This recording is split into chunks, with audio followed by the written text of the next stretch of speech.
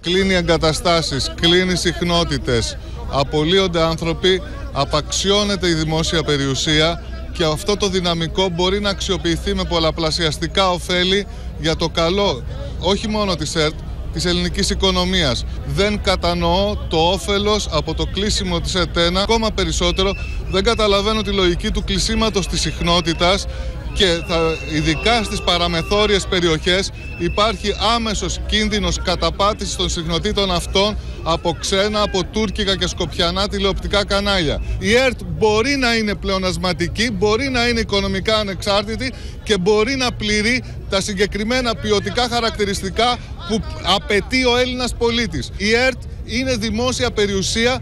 Αυτό που βλέπουμε, η συρρίκνωση και απαξίωσή της, είναι προς όφελος ιδιωτικών αλλά και ξένων συμφερόντων και δεν θα αφήσουμε αυτό να γίνει.